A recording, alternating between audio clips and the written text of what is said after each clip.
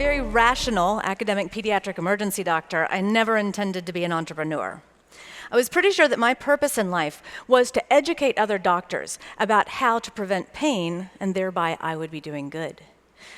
But when my son had a really preventable, brutal 4-year-old set of vaccinations, I realized physicians are never going to care as much about pain as patients are. So I started looking for a solution that patients could use themselves to block pain. Now, I understood about gate control, which is basically if you have a tiny pain nerve and 2 huge nerves alongside it, you can block out any kind of pain signal with enough vibration or cold. So as John Cleese said, I started to ponder. And as I started to ponder and prototype, I had a black and yellow personal massager and frozen peas, and I took apart a lot of cell phones. I even went to the local red light district to find enough vibrating material to finally create an effective prototype. And Buzzy was born. Buzzy uses neuromodulation, very high frequency vibration and cold, and when placed between the brain and the pain, we can eliminate 80% of needle pain. We are in 5,000 hospitals and clinics. We have over 250,000 people who are using Buzzy. But even though I was developing this device, at heart, I was still an academic.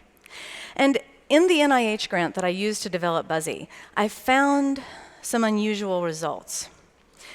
So we looked at 10 and 11-year-olds who were getting shots. And they were supposed to be about 25% afraid of needles. But in my cohort, 68% of them were afraid of needles. So I did what any rational investigator would do. I blamed myself. Clearly, I bunged up my science somehow. I figured that I biased the results, and I kind of sulked in my ineptitude and sat on the results for about a year until a woman named Anna Taddeo published of a cohort of 1,000 people, and she reported 63% of kids were now afraid of needles.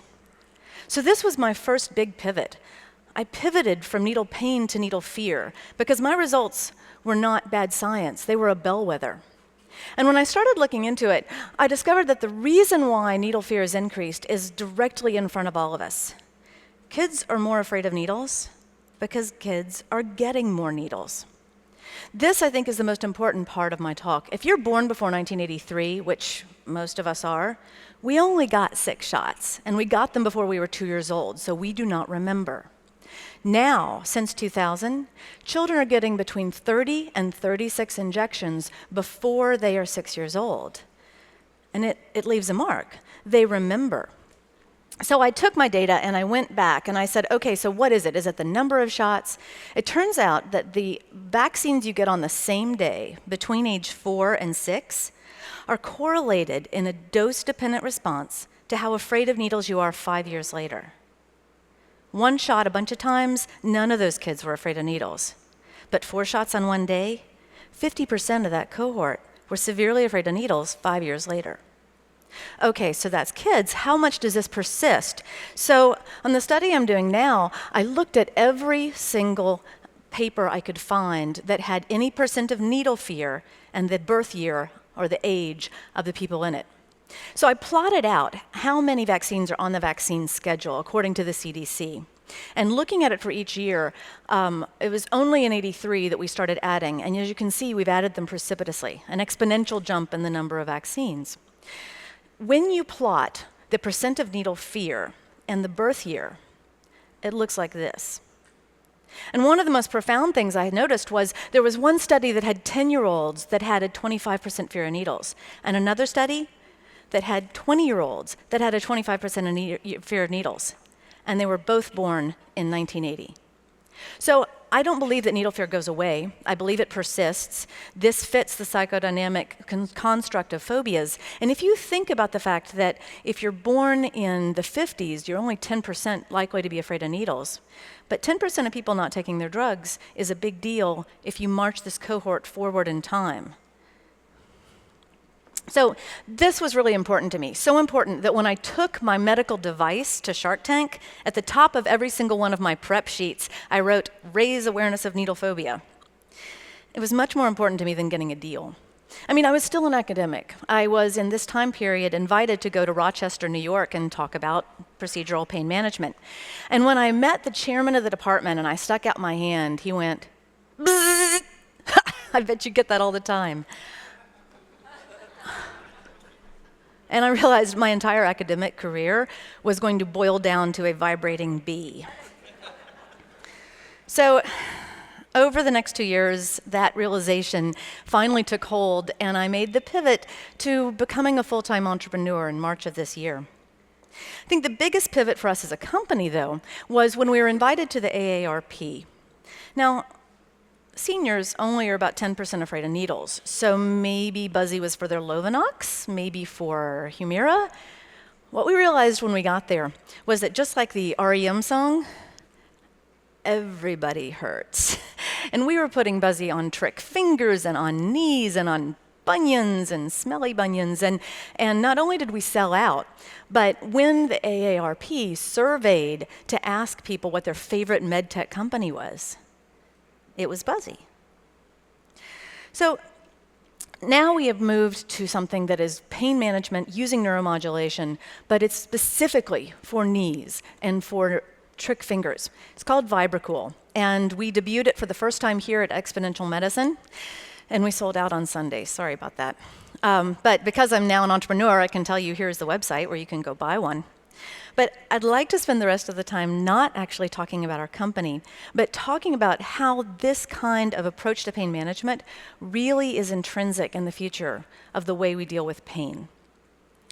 The problem with pain is that the way we have constructed it in the media is that if you have pain, you cannot have happiness. We're really a nation and a country, a culture poised for addiction because we are impatient and we don't deal well with death. I mean, how many of the talks who have been here this week are about longevity, are about wellness? Pain is the anti-wellness. And the insidious part of ads like these for OxyContin are that they imply that if you have any pain at all, you cannot have happiness. One of the biggest myths that we have perpetuated in our pain system is trying to teach people that the goal is pain-free. So in 1986, the World Health Organization published the analgesic ladder to teach physicians how to help their patients with pain. Started with NSAIDs and moved on to opioids. Now, this is obviously not nearly the spectrum of what we can do for pain. So in 2000, the World Health Organization updated it. And it starts with NSAIDs, and it ends with opioids. And it added some neuromodulation, Neurontin, but the problem is if you try to treat pain with a pill, the pill will wear off.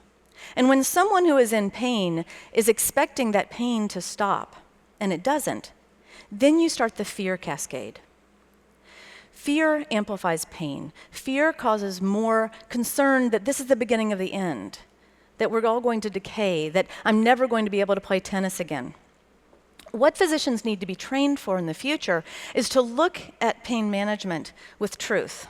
And truth, to quote the philosopher, the dread pilot Roberts, is that life is pain.